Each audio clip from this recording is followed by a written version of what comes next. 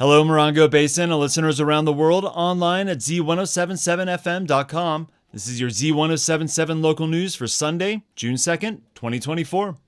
It's swamp cooler season, and even though I resist as long as possible, these hotter days are making me realize it won't be long until I'll be itching to flip the switch and let that swampy air rain down on me, wrapping me in a cool blanket of humidity. I know that there are mini splits now, but swamp coolers have been taking my temperature down since I was a kid, and there's something about cold, humid air that for me brings down the heat faster and cheaper.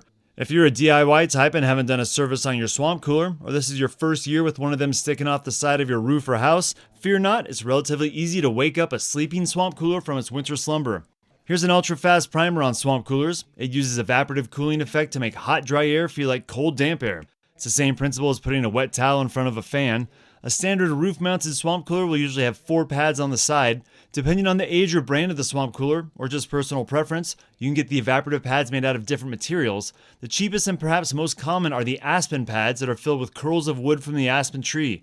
They naturally hold water pretty well and can last a few seasons. The other parts of the swamp cooler are pretty basic: a small pump to keep the water dropping down the pads, an electric motor and a fan to blow the cool air into your home, and along with a belt connecting the two.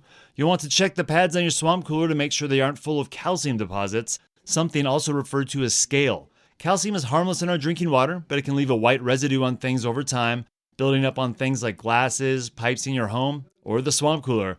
If you notice the pads have a chalky white dust in them and don't have that wet wood smell when you first fire up your swamp cooler, you'll have a cooler summer if you swap out the pads. Other things to check on are the belt, which can be easily replaced if you remember to take it with you to the hardware store. A little oil on the moving parts doesn't hurt, and if there's any excessive scale in the bottom tub of your cooler, you should get rid of it before you turn on the tap.